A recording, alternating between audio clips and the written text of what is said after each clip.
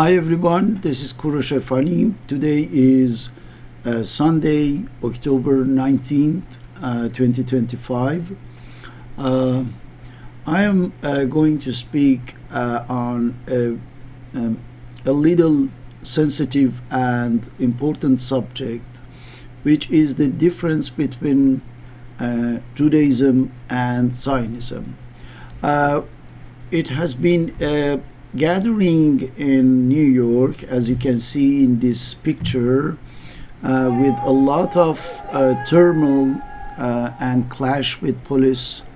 These are the Orthodox Jews gathering there, and there is effectively a community of Jews who are exactly, we can say, the real Jews, because they represent the traditional, conventional Judaism. They have several accounts on social media. You can see some of them here under the name like Jewish Voice, for example, or Jews Against Zionism.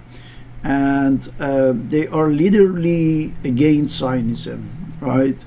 They burn the flag of Israel and try to denounce effectively Israel as a kind of fake entity.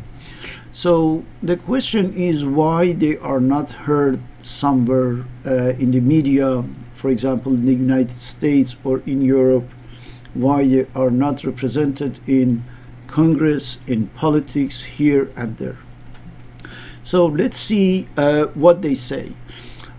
They have a narrative according to which Israel doesn't represent Judaism. They think that Israel is a product of Zionism, and the Zionism is itself product of British colonialism, right?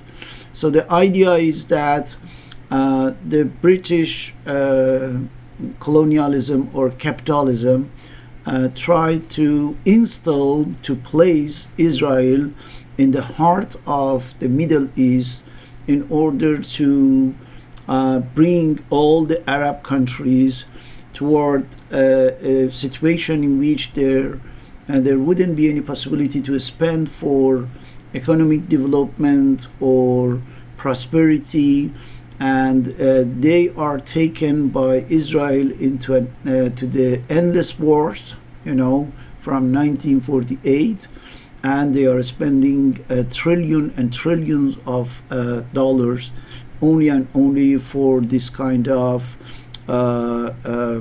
case, the wars.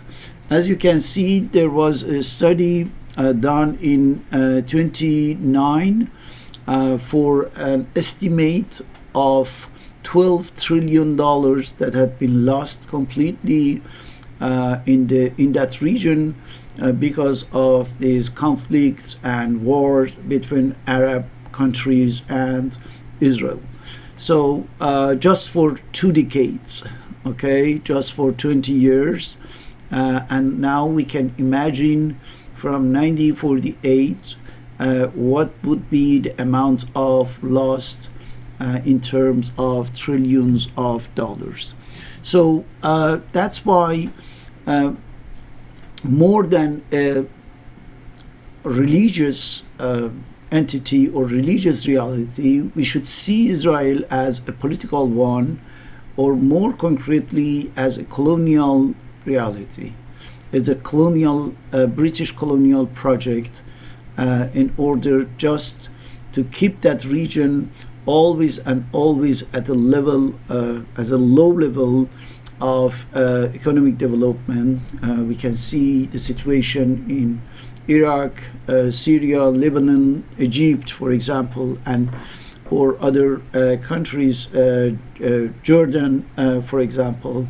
And the idea is that if there was not Israel, of course, that region would have become a kind of center of the global economy, right? With everything over there from a geopolitical point of view, for the resources, natural resources, for example, or everything else. But we can see that since 1948, thanks to Israel and thanks to the endless wars that Israel waged in that region, we didn't have such a thing. We didn't have Middle East as the hub of global economy, and that function had been assigned effectively to the Western countries, right? The European capitalist countries or the United States. That's the function of Israel, you know. So that's why these people, the real Jews, they try to denounce effectively what Israel is doing under name. You can see in the image just beside me that they are denouncing that. They said to Benjamin Netanyahu that you must not pretend to speak in our name, right? You cannot speak in our name, which means the name of Jews. Here you can see they are saying Zionism and Judaism are diametrically opposites, right? So they don't want any identity, any identical qualification between Zionism and Judaism. Why? Because they think that Israel is just abusing Judaism, right? They are misusing or mistreating Judaism. And they think that Judaism has been hijacked by Zionists in order to create Israel and to function as a tool, as an instrument in the service and the benefit of the British colonial project for the region, and later for the Western capitalism.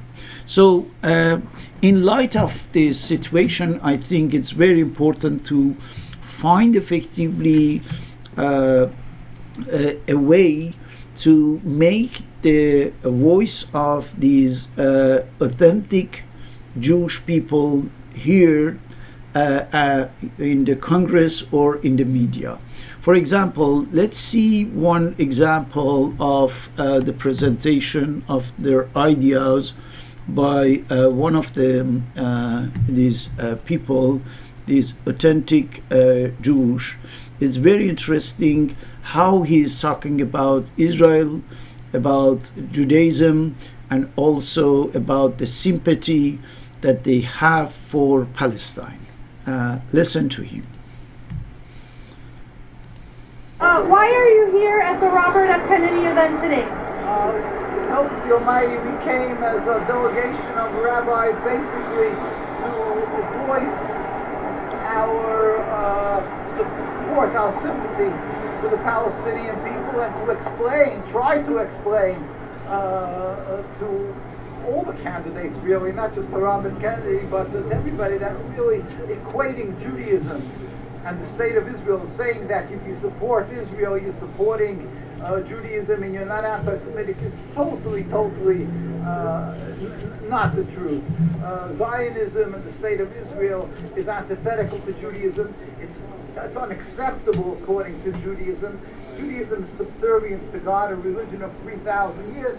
Well, Zionism in the state of Israel is a transformation to nationalism. It's 100-odd years of movement that's really contradictory to what we're all about. We're not to kill, we're not allowed to steal, we're not allowed to oppress a people. What the state of Israel is doing is unacceptable. It's a crime.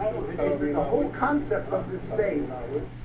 So these are the ideas, the main ideas of this community, to denounce completely, to debunk, to reject what Israel is doing by genocide, by committing massacres, slaughtering the Palestinian and other forms of crime.